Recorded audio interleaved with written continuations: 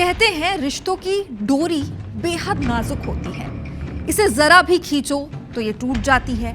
और जब इन रिश्तों में बेवफाई और धोखे की गांठ पड़ जाती है तो इस रिश्ते का अंजाम जिंदगी की डोर तक पहुंच जाता है। विदिशा में आखिरकार रिश्तों में बेवफाई की एक कहानी ने कत्ल और दहशत की इबारत लिखी।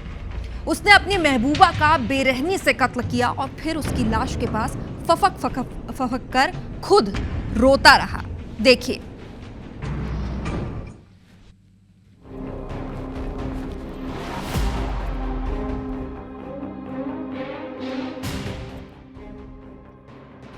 मुझे माफ कर देना मम्मी पापा।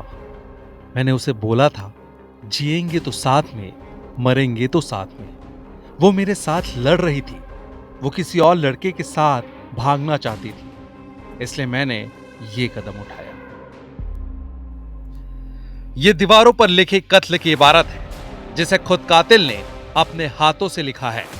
कातिल ने कत्ल तो किया, एक महिला और उसकी 3 साल की मासूम बच्ची का गला दबाकर उन्हें मौत की नींद सुला दी, लेकिन वो वहां से भागा नहीं। उसे इस बात का इल्म था कि उसने कितना बड़ा गुनाह कर दिया है, लेकिन इसके साथ उसे पछतावा भी था। घटना की जानकारी लगते ही पुलिस की टीम तुरंत मौके पर पहुंची, लेकिन घर के अंदर का नजारा देख वो दंग रह गई। खून से लथपथ लाशें और दीवारों पर लिपस्टिक से लिखा गया कातिल का क्राइम नोट। ये किसी हॉरर क्राइम थ्रिलर मूवी की स्टोरी जैसा था। पुलिस ने महिला और बच्ची के शव को कब्जे में लेकर पोस्टमार्टम के लिए भेज दिया। साथ ही आरोपी को गिरफ्तार कर पूछताछ शुरू कर दी। ये घटना विदिशा जिले की गंज बसौदा में घटी। राम सखी कुशवाहा ने अपने पहले पति बादल को छोड़ दिया था। वो अब अपने पार्टनर राजा के साथ लिव इन में रहती थी। किराए पर कमरा लिया और 2 बच्चों के साथ रहने लगी। बीती रात किसी बात को लेकर राम सखी और राजा में विवाद हुआ। दोनों के बीच विवाद इतना बढ़ा कि राजा ने खौफनाक कदम उठाया।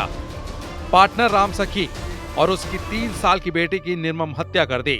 आरोपी ने दरिंदगी की हदें पार करते हुए महिला के सिर पर कई बार सिलेंडर से वार किया, जिससे पूरा कमरा लहूलुहान हो गया। घटना के वक्त 7 साल की बेटी भी घर में ही मौजूद थी, लेकिन सौतेले पिता ने उसे हाथ तक नहीं लगाया।